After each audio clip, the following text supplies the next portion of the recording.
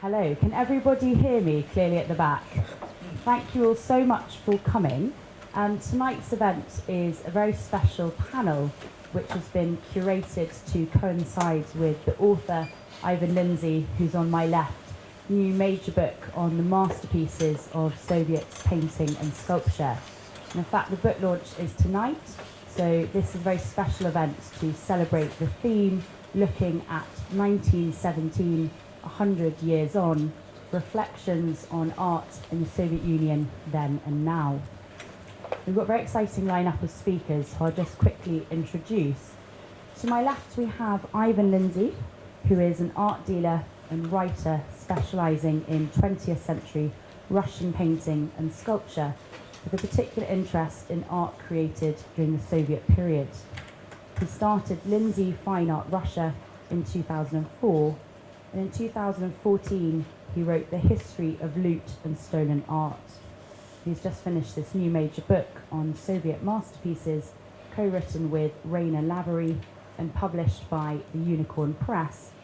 And they're very grateful to be our sponsors for this evening, along with Rena and Ivan. To my right, I have the film director Margy Kinmonth from Foxtrot Films, who has won a BAFTA. She's a well-known Best Documentary-winning film and television director. Her credits include the Mariinsky Theatre, a Nutcracker story for ITV about the Russian opera and ballet, and she also produced Hermitage Revealed, commemorating the 250th anniversary of the State Hermitage Museum in St. Petersburg. And she'll be talking about her latest work, Revolution, New Art for a New World, which is being released in a few weeks' time, and draws on the collections of major Russian institutions and has testimonials from personal descendants of the Russian avant-garde artists. And finally, last but not least, is Professor John Milner, who is an art historian, curator, painter, and co-founder and co-director of the Cambridge Courtauld Russian Art Centre. He's curated a number of exhibitions, including on El Lissitzky at the Van Abbe Museum. He's published numerous articles on Russian art and books, including Rodchenko, A Slap in the Face, Futurists in Russia. He's written on Malevich for the exhibition at Tate Modern, and he's currently working on a major exhibition opening next year called Revolution, Russian Art from 1917 to 32, which will be showing at the Royal Academy early next year.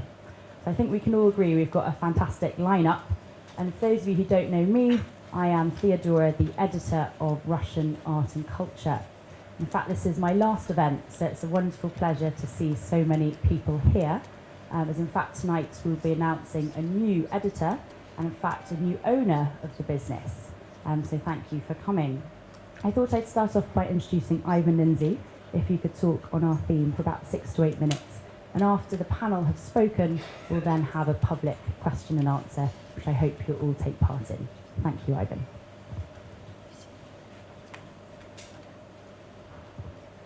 Thank you, Theodora, and good afternoon, everybody. Today we're here to discuss 1917, 100 years on, reflections on art in the Soviet Union, then and now. And then afterwards we're going to launch our new book, Masterpieces of Soviet Painting and Sculpture. The first decade of the Soviet period, the 1920s, was dominated by the avant-garde. I'll only speak about this decade briefly, as my distinguished fellow panelists, Professor Milner and Margy Kinmonth, are authorities on this period and will just be discussing it later. Some artists left Russia. Goncharova had already left in 1915, and Alexander Exter and Zinaida Sebrikova followed in 1924. Those who stayed, such as Kazimir Malevich, Lyubov Popova, Vladimir Tatlin, Barbara Stepanova, and Nadezhda Udaltsova, mainly embraced the revolution.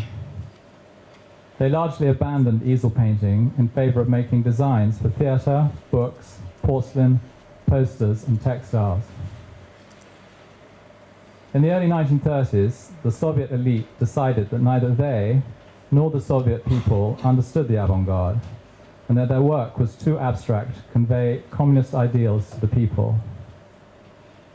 Lenin had set the tone in an interview in 1920, saying he didn't like the avant-garde, and it did not matter, quote, what art gives to hundreds or even thousands out of a total population numbering millions. Art belongs to the people.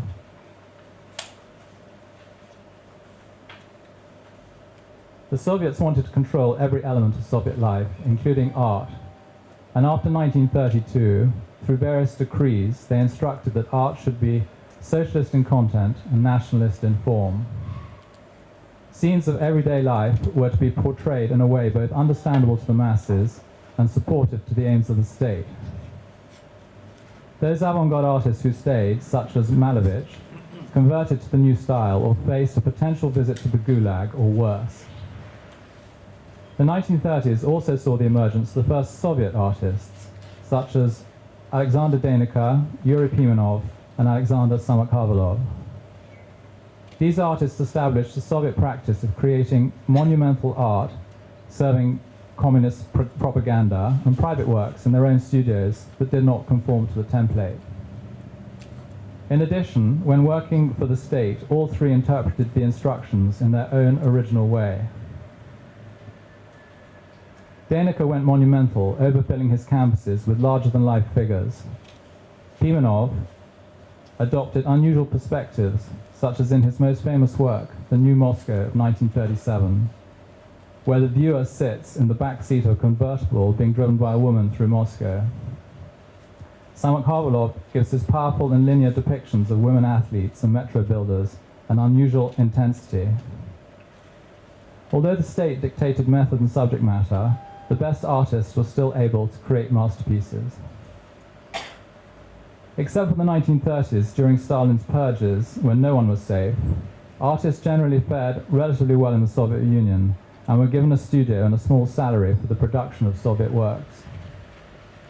During World War II, in recognition of their contribution to the war effort, they had their rations increased in line with party officials and frontline troops.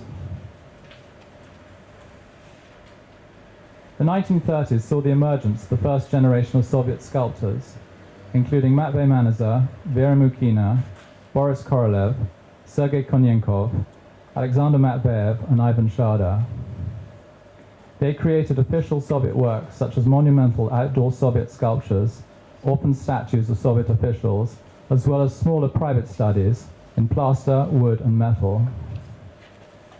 Nudes, for example, were a forbidden subject by the Soviet authorities, along with political art, religious art, and formalist art. However, sculptors like Matvei Manizha still created nude sculptures for public spaces by turning them into athletes.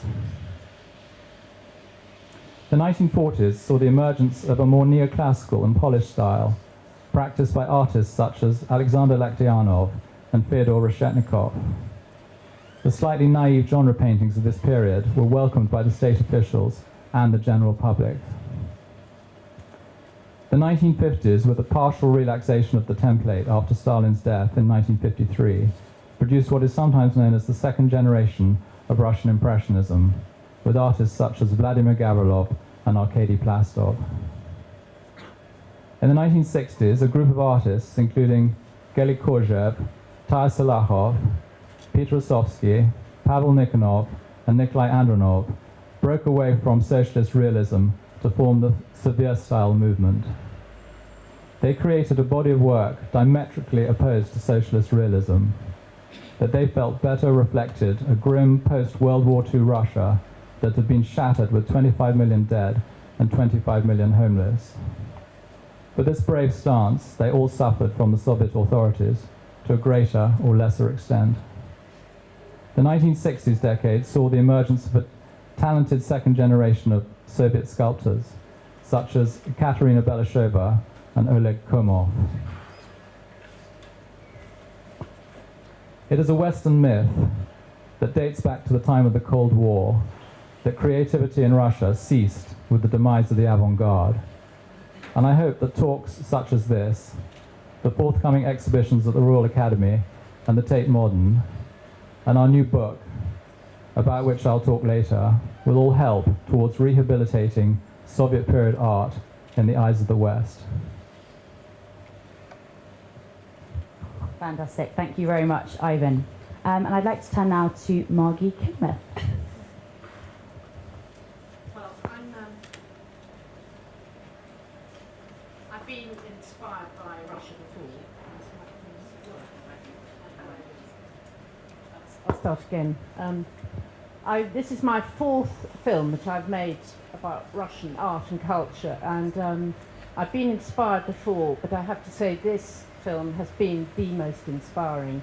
And I don't want to paint a picture of doom and gloom about Russia, because I think Russian art is the most exciting, and this is what's really made me want to make this film. I'm going to introduce you to the poster, which is over here, which has just come out, and I called my film Revolution, New Art for a New World, because it's full of the utopian idealism and excitement of the young artists of 100 years ago, and this is really what inspired me. First of all, I just want to thank, I can see dotted around here lots of people who worked on the film, so I want to thank all of you who helped me, because we don't make these films on our own, so thank you very much. And I also want to thank my sponsor, who is Alisha Usmanov, who helped make this film possible, who believes, just like me, that Russian art should be seen in the West and enjoyed by everybody. So, little journey here. The story, really, it's a feature documentary, and it encapsulates the momentous period of history of Russia and the Russian avant-garde, draws on the collections of major Russian institutions, contributions from contemporary artists, curators, performers, and most importantly, personal testimony from the descendants of those involved. And the film brings the artists of the Russian avant-garde to life, telling the stories of artists such as Chagall, Kandinsky, Malevich, who were pioneers who flourished in response to the utopian challenge of building the new art for a new world, only to be broken by implacable authority after 15 short years. Well, this was a very, very complex journey for me, and my starting point was probably when I went to Russia in 1981. Everybody always says, when did you first go to Russia? And I think you've all probably got stories. It always makes a tremendous impression, and I was there in February 1981, and it was a very cold, dark and scary trip, but it made such a huge impression on me. I didn't know at the time that it was going to generate 4 films, which was great, how exciting this could be. And really, what excited me is, as a filmmaker, I mean, it's got to be the art, the boldness, the imagination, the incredible inventiveness, the originality, and most of all, this unbelievable crossover between painters, photographers, performers, cinematographers. All the art forms were all mixed up, and least of all the politics, because Lenin was the one who started the whole thing off. So you'll see in my film, which I hope you're going to come and see on November the 10th, when it opens at the Curzon Mayfair, come and see the film, and you'll see how it was Lenin who started the whole thing. It was part of his plan that the artists would work with him, and they would be the people who helped bring the cause to its fruition. So first of all, he commissioned a lot of sculptures, which were monuments of French revolutionaries, and they all fell apart after a year. They were made of cardboard and gypsum and things, but luckily this 100 years ago was the age of film, so everything was filmed, and we have that evidence.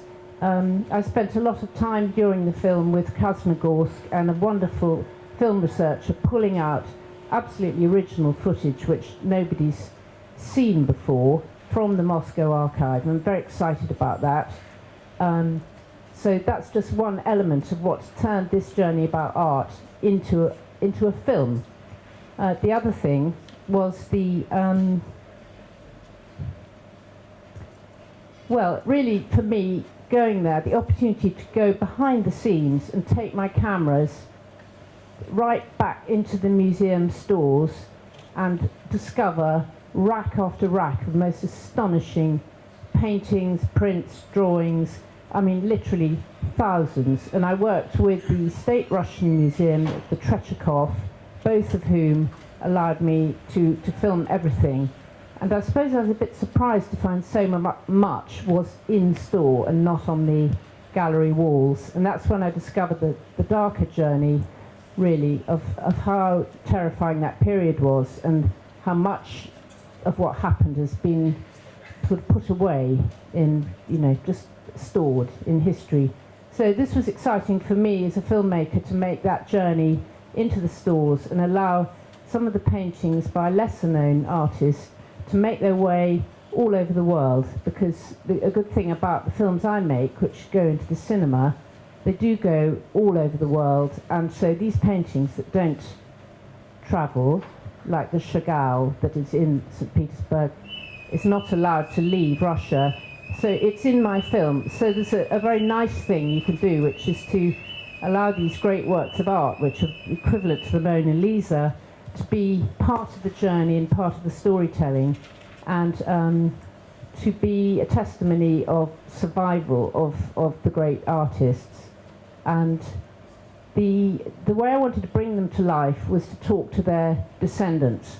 So I worked with my wonderful fixers that I have in Russia that I always work with, and we really rooted out wherever we could find grandchildren and in some cases children of the artists, and I went and filmed them and spoke to them, and their stories are absolutely amazing, and some of these people have never been filmed before, and some of the stories are just heartbreaking. I mean, it's terrible what happened.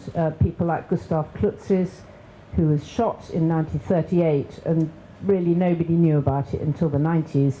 So in some way, I've created, I hope, a sort of microcosm of the breadth of art that went on during that period.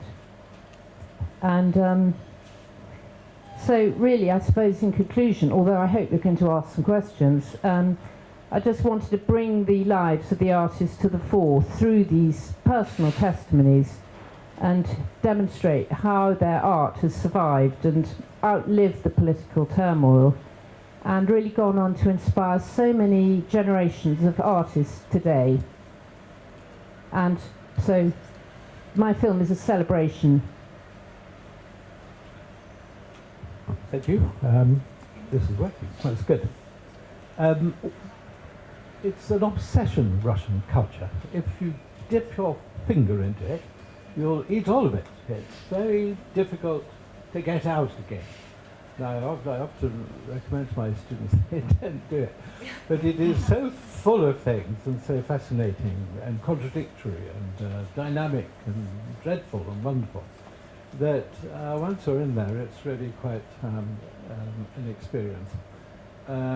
One thing I just want to say a couple of words about the business of what is the history of Russian art, because it changes, of course, according to the government that's producing it, the country in which books are written. No disrespect to our fellow guest here, but it is changeable. Nothing, it turns out, especially in Russia probably, is more changeable than the past. One thinks like this after a bit of reading about this kind of material. John Bolt, very famous world authority on Russian art, told a story a little while ago about being seduced from Russian literary study at Moscow University to Russian futurist artists who made extraordinary books.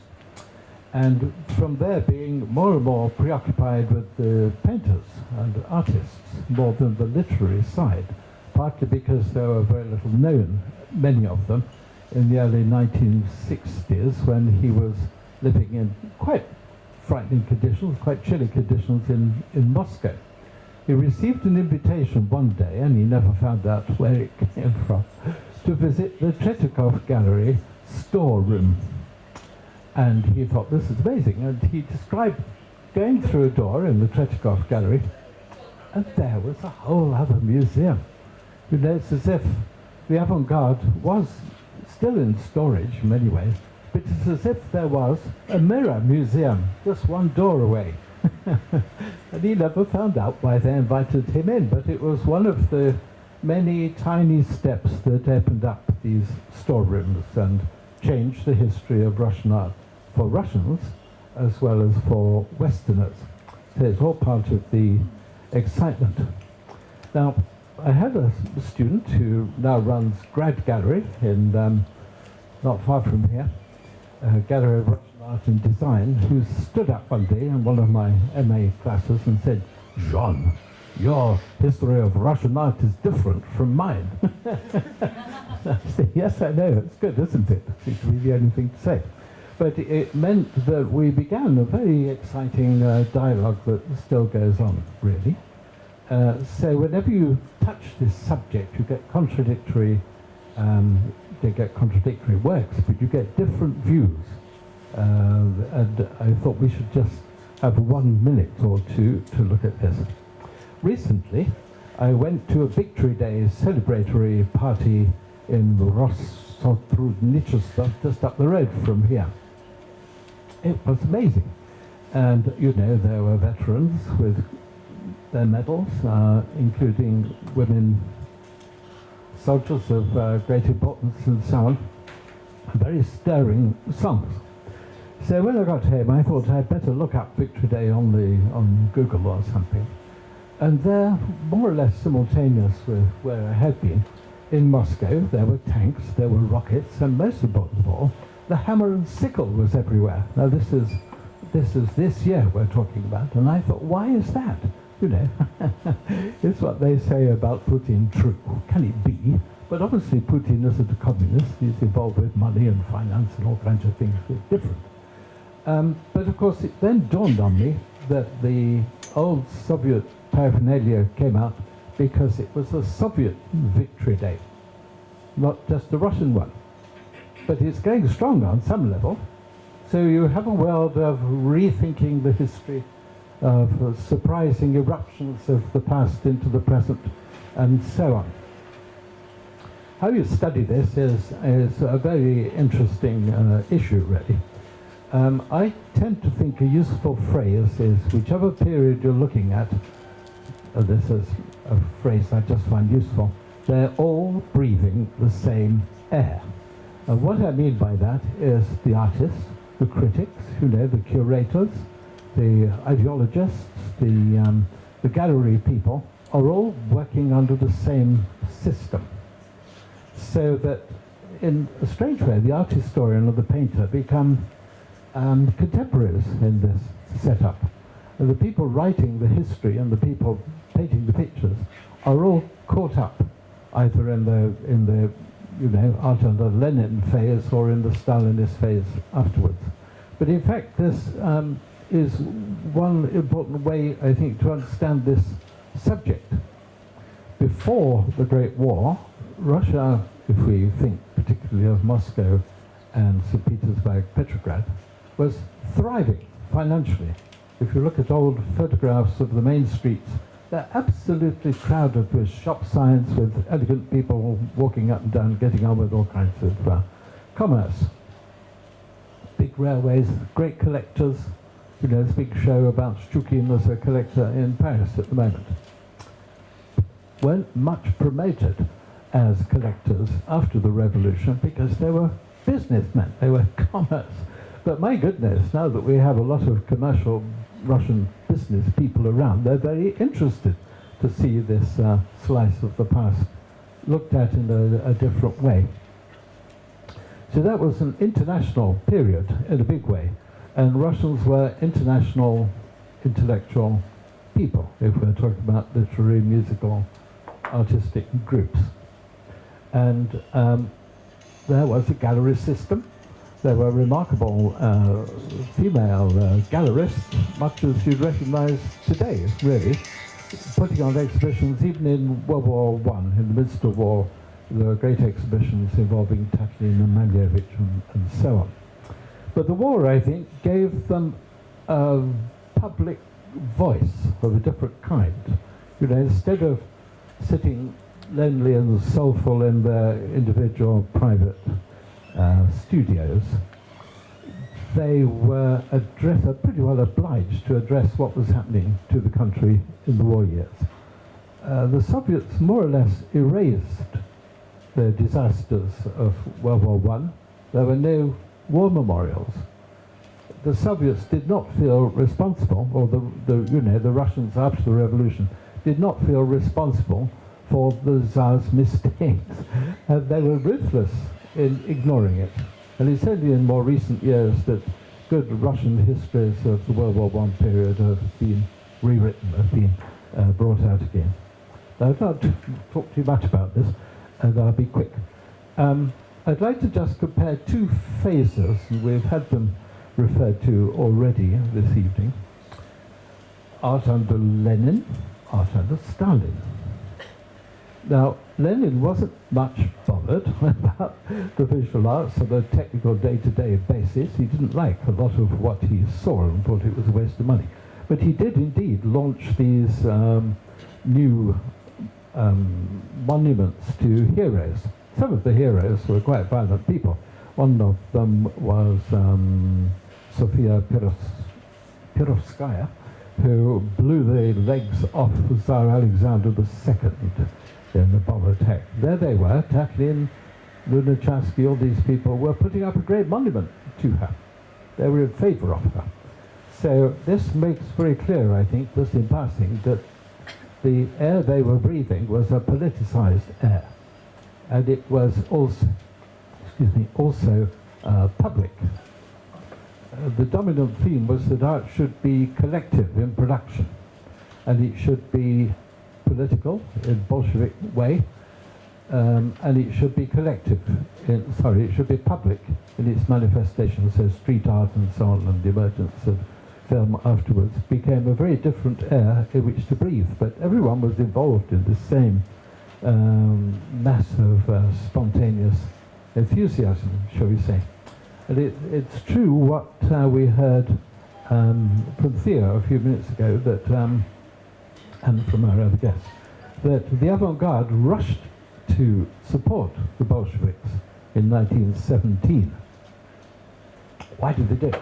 The most obvious reason, well, I say this because not many of them had a strong left-wing anarchist background before the revolution. Some of them certainly did.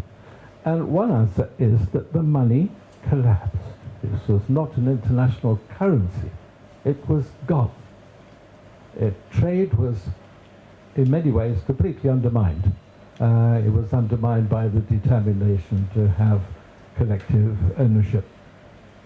Architectural firms that were thriving, suddenly, how do you design a building without an architectural firm? You know, it was an absolutely critical moment of starting again from the bottom, meaningless in many ways and devastating. Artists had to leave, escape while they could, or they had to find some way of living. And Lunacharsky, who was head of art and education under the Bolshevik government, had the money.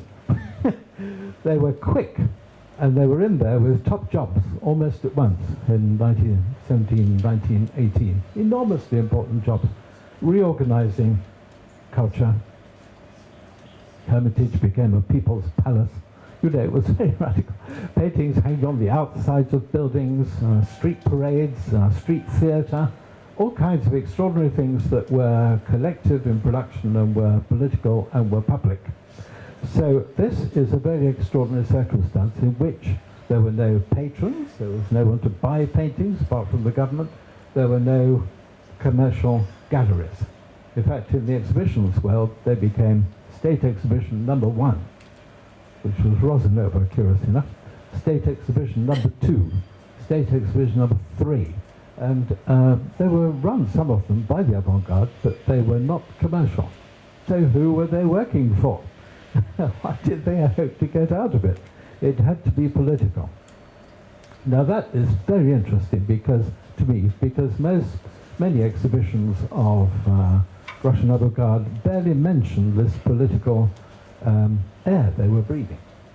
I'm not saying they should or shouldn't have been political, but that was the circumstances within which they were going to survive. And of course, as you know, many of them emigrated in 1921-22 once the borders were open again and diplomatic relations were established between Germany and other countries and the Russians. Now, that installed in the Russian Federation a kind of isolation from the West.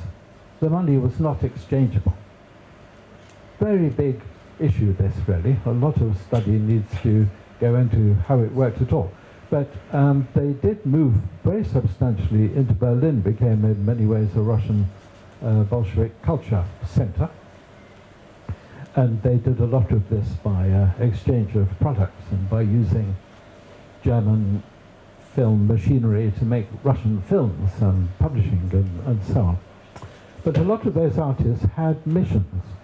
Lisitsky is a case in point, a man who connected with many, many, many Western European artists as a job, really. A very fine, inventive person himself. But whenever he went back on his Soviet passport, he was able to say, we did this and we did that, and there's a friendly group there, and we can extend this. So one has to look for all of that. Now, and art became propaganda in many ways, but very dynamic and exciting on the whole. It's as if in this first period, and I agree with what's been said before, that the revolutionary new culture, being invented, for goodness sake, was dominated by the avant-garde, and this shrank all the way to 1932. Right at the beginning of this period, there were some very impressive academic artists who were able to politicize themselves quite quickly and easily, doing portraits of Lenin or Stalin, for example. So they grew as a percentage of this whole history until they were thoroughly dominant by 1932, socialist realism.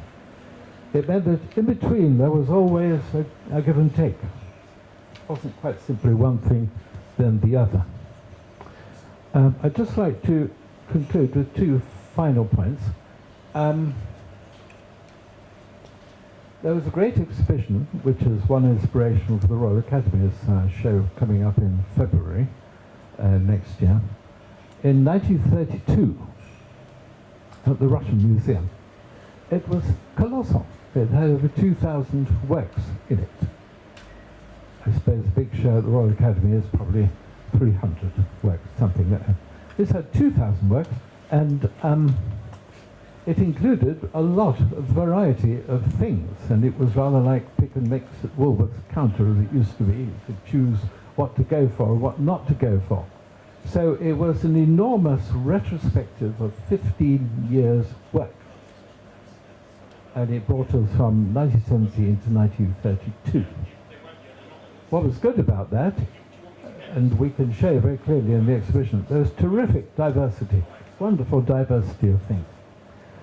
What's bad about it is that Stalin paid a visit to this pick and mix store and with his advisors decided what they were going to go for. And the same year he invented the Artists' Union, which you had to join. You had to join, you were asked all sorts of political questions and so on. But if you weren't in the Artists' Union, you weren't an artist. That was the problem. It gave central control completely to the government. It was very important. It had a lot of camaraderie. It had a lot of arguments. But if you weren't a member, you couldn't do it. If you were a member, you might get a commission for 500 paintings for a hotel. Who knows? So it was a different world, and still not quite commercial. The final thing about this is that Stalin was very, very frightening, but in some ways very shrewd man, and he would, there were famous occasions when he would occasionally ring some artist. He rang Boris Pasternak, I said, and I recall someone saying that he rang Pasternak, say, what do you think of someone else, you know? Do we need him? And really quite frightening for this to happen. And a deadly man to cross. And that's final. But his aims, the air he was breathing, was narod, the nation, the people, had to understand it, had to address them. And the party, you do what the party said, not what you wanted to do. And idealness, they called it, the awareness of the ideology. You had to prove that you were in line. The general line was crucial. Otherwise, you simply starved or died or disappeared or just fiddled about quietly in some distant republic, not making much of your life. So 1932 was a watershed, really, almost literally, and it changed Russian culture completely. And in that, socialist realism became the key, didn't emerge all at once, but it became the key attitude and style. And as this book will show, there are wonderful things in all of that, but it was another world. It contained one clever idea which drove lots of people crazy, I think, and that is you should not only show the people a world they recognize, but you should show them the goal towards which they're working so hard. Now we have little traces of this, and I'm not saying they're Stalinist, it's just the same technique. When you see a new building going up in London, you get a picture, always sunny, of the new building, whereas the old one has vanished altogether. So this enforced optimism of the wonderful world around the corner is a kind of lie. And it meant that you couldn't depict beggars very easily. You couldn't easily or safely depict things going wrong. Shostakovich, Mayakovsky, Rodchenko all did rather provocative things in the late 20s and lived to regret it, really, because they were trying to indicate that the Soviet system would become a kind of administrative madhouse.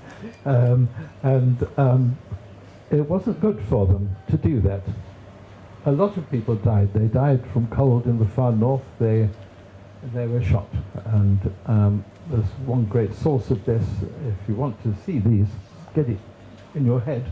David King's book called Ordinary Citizens is made up entirely of KGB photographs of people taken on the day they were arrested.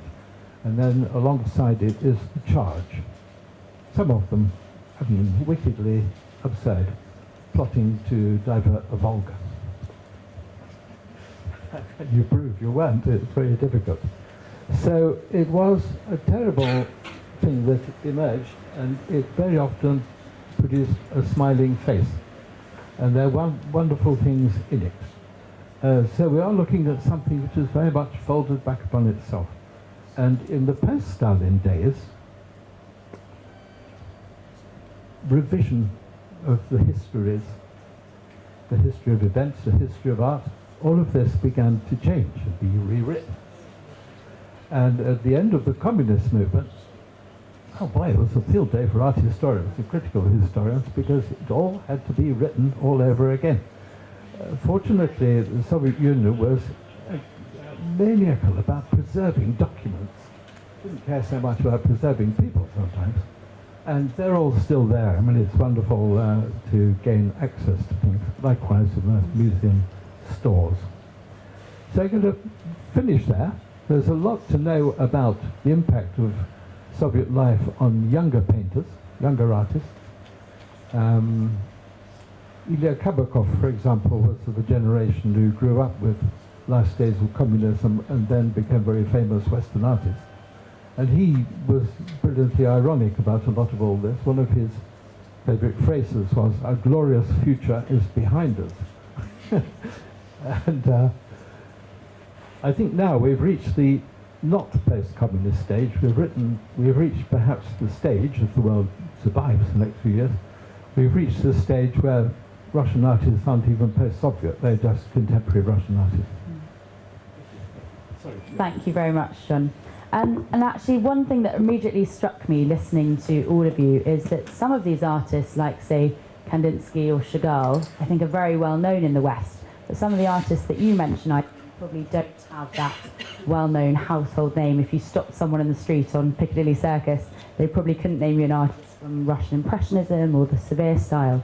So really my first question was, why do you think it is that these artists particularly working in the Soviet period in Russia, don't have such a well-known presence in the West today? The avant-garde artists often had been in Paris. They knew Picasso. They were collected by Westerners right from the beginning.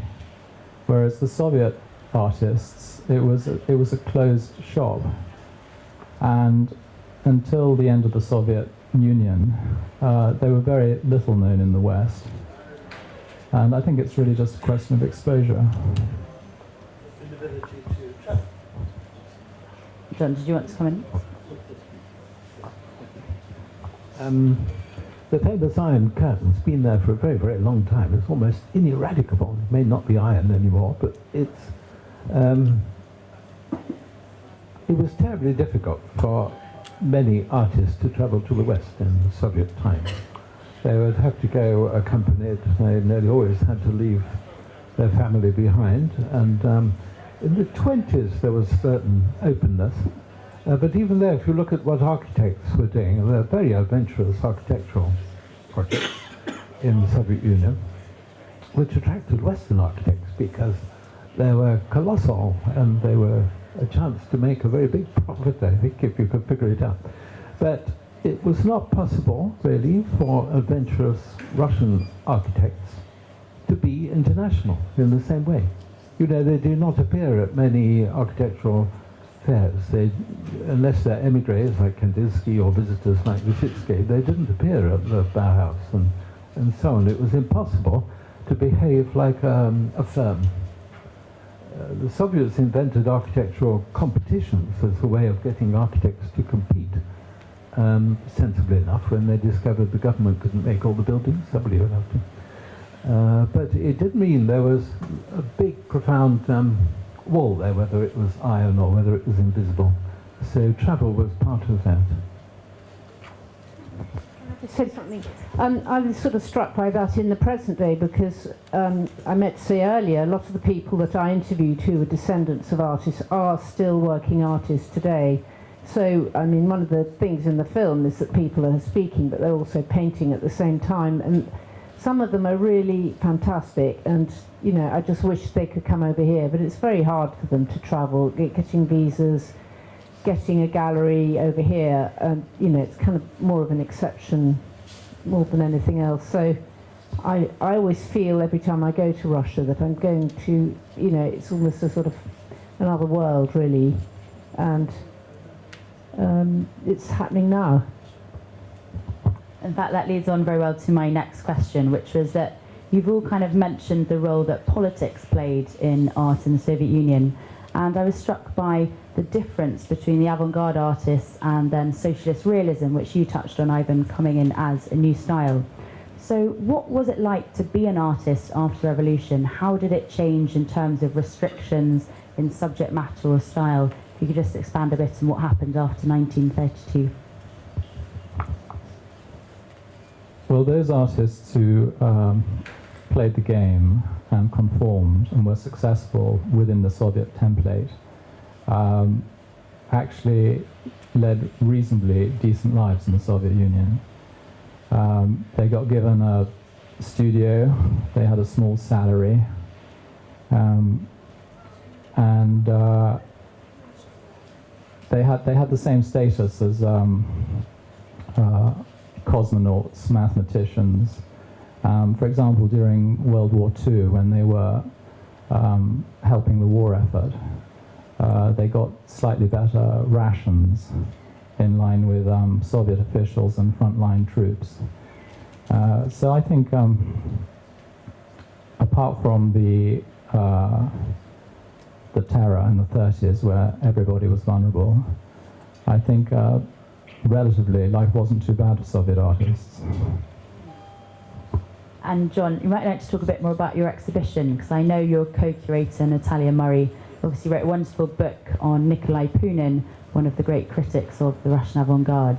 And obviously a number of artists were, you know, either disappeared or had a really sort of terrible end. Can you just talk a bit about what happened to those artists who didn't conform, as Ivan said, to this new style? We're not. think you are. No, we're not on. You are. That one, I think you are. This one's okay? Yeah. Right.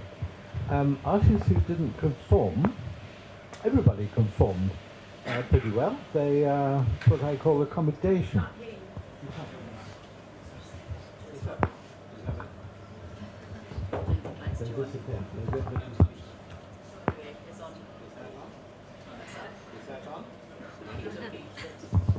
Yes, excellent, wonderful. Thank you. Rather primitive in there. I am, I mean, not the electricity. It's very interesting, there's not been a book about this quite.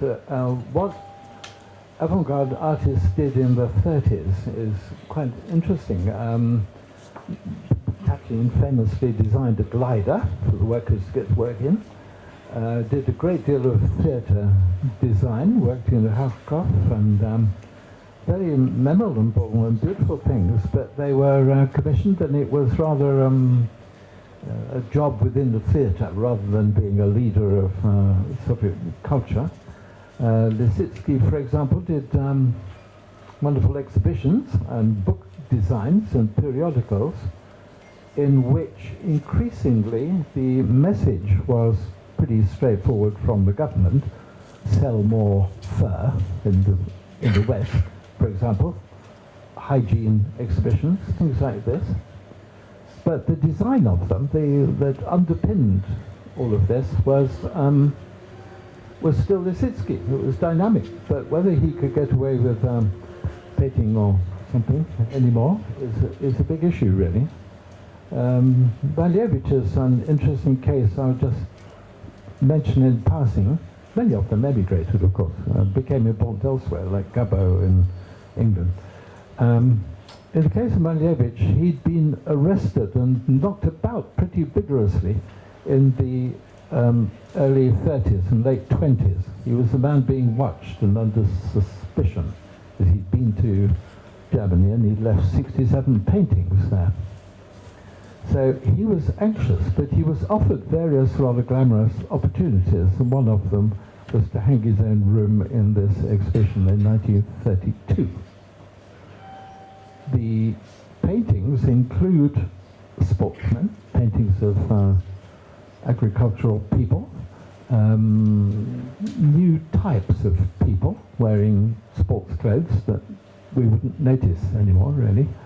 But also he was making proto-buildings, architectonically as he called them, and in this particular show he developed one of these into a very tall model, maybe 8 feet high, and this was a design for a building which would be much higher than that.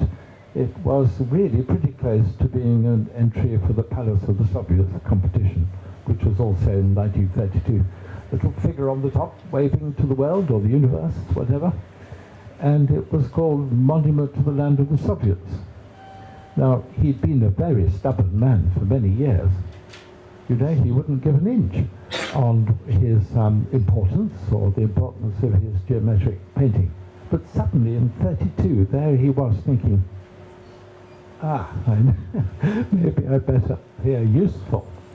And it's very interesting to watch how all these people accommodated, like Shostakovich with his statement about, fair criticism, not properly assessed or whatever it was. And I think there is a wonderful book there for someone. It'd be too frightening for me to write, I think, but they did accommodate, and they kept quiet. For example, Lisitsky and Rodchenko both worked on this wonderful magazine, USSR in Construction, some of you may know, picture magazine, very beautiful. And they were people going to the Gulag from the editorial office. As far as I know, Lisitsky never mentioned it, Rodchenko never mentioned it. He might have done in letters we haven't read.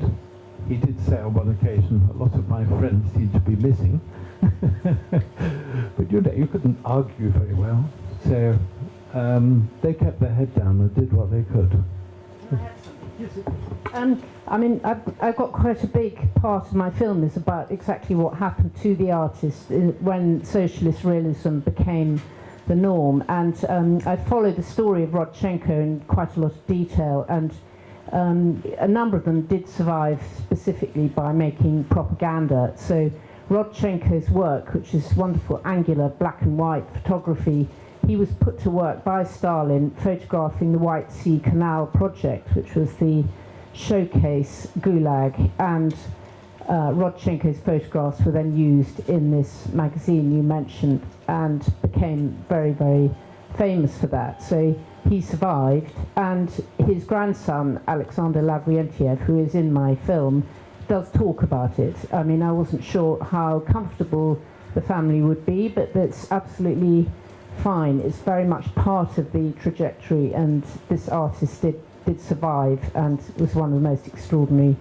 photographers. It's the legacy of that period. But then there was another painter who was a Russian impressionist painter who did very, very beautiful work, you know, like a sort of Renoir-esque, you know, blossom and so on. And he was put to work, he was sent into the area of industrialization by Stalin and put to work doing these enormous murals of building power stations and, you know, logging on the river and so on. So they were sort of given jobs, they were paid for it, and they became part of the machine and they survived. And then another very, very interesting artist who I have a lot in the film is Petr Vodkin, and he's very, very exciting, beautiful and amazing painter. And he also survived, but in a much more subtle way. He was always a figurative painter, but he was brave enough to express incidents like the Great Famine when 10 million children died. Petr Vodkin was not afraid to paint a single fish in a piece of tissue paper, just a very, very plain, clear statement about what was going on. And so this is all part of my film where I've interwoven the archive that I found, and some of it takes very, you know, it's very uncomfortable viewing these piles of dead children and the cannibalism that was going on and so on, but how the artists then sort of integrated and became part of that. And it's quite amazing that this stuff survives, because it's kind of fragmentary evidence for us, and you don't have that with the German death camps. Quite different. Everything was filmed. I think in Russia there's a great deal we still don't know about what went on, and you know, it's amazing that those artists did leave their legacy. And then just to add to your point about Malevich, which I chose to use in the post of one of his suprematist designs, which was then of course banned, and they were burnt, they were rolled up, they were taken away, they were destroyed. And some of the artists put their work in the museums in order to, you know, keep it surviving there. But Malevich and Chasnik and Suetin, the ceramic artists, all went to work in the Imperial Porcelain Factory, and they carried on doing their suprematist designs in secret on these tiny little cups and plates, and they're absolutely beautiful. And so somehow they carried on doing this stuff under the radar, and it's absolutely amazing. Brilliant. I'm conscious there's people starting to arrive for the book launch, so I'd just like to open up to questions at the back. And we've probably got a few minutes if I want to take maybe one or two questions. Do raise your hand and speak loudly. Yes, at the front. Were any masterpieces destroyed when the Soviet Union collapsed? Let me repeat the question. It was, were any masterpieces destroyed when the Soviet Union collapsed? It always struck me I don't know if I'm or not. Yes, I am. It's curious that when the Soviet Union collapsed, a lot of Russian work, of course, was in different republics, in Uzbekistan and elsewhere. There didn't seem to be any move to rationalize the collections or get the works back. And I don't know of cases of works being destroyed particularly. It's a feature of the history of what museums were doing that they were in fact told in 1932, and the Russian verb is unичтожать, I think, to annihilate the works, completely destroy them, and these avant-garde works. But it never, it may have happened in some places, but they were usually just put carefully into cupboards and sealed over with sticky tape, I think. So I don't know of that. But works were sold, of course, for hard cash to America and elsewhere. Very quickly. And I think I found in my previous film, The Hermitage, revealed, I sort of, correct me if I'm wrong, but I think the Russians have a tendency to keep everything. They don't destroy things. So, you would find in The Hermitage all the carriages, the beautiful gold carriages, they keep them to demonstrate what happened. And I think that there's a huge amount in the museums that's been kept. So I certainly haven't got any evidence of things that were destroyed in the 90s. Fantastic. I think we've just got time for one more question, as I'm conscious everyone's desperate to have a drink and celebrate Ivan's new book. So have we got one more question? Everyone's stunned into silence. I had one question, which was, especially for you, Ivan, how are these artists viewed today in Russia? Because of the theme tonight is very much, it's the centenary next year, 2017. It's 100 years on since the Russian Revolution. So how have attitudes to these Soviet artists that you've written about in your book changed up to the present day?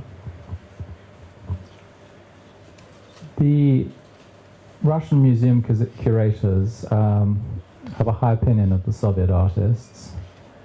In the book, we got the essays written by the curators at the Tretyakov and the Russian Museum, and they see Soviet art as a progression from earlier periods, including avant-garde and Russian 19th century painting. It has a low,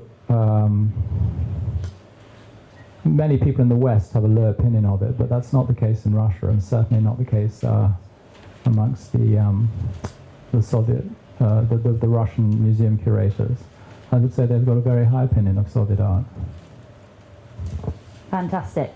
Well, thank you all very much for coming to this event. I think next year we're in for a huge treat, as in 2017 there are going to be a number of major exhibitions. Of course, John's show is opening at the Royal Academy in the spring. There's also been announced a major exhibition at Tate Modern of the David King collection, looking at Soviet posters and that period. And there's also going to be an exhibition at the New Design Museum in Kensington, which is looking at the sort of unrealised architectural projects. So lots of feast for the eyes for the next few months. So thank you all very much for coming. I should say that this event tonight has been filmed, and you will be able to see it on YouTube, so do share it with your friends and colleagues. And just to say thank you very much to our panellists for speaking tonight.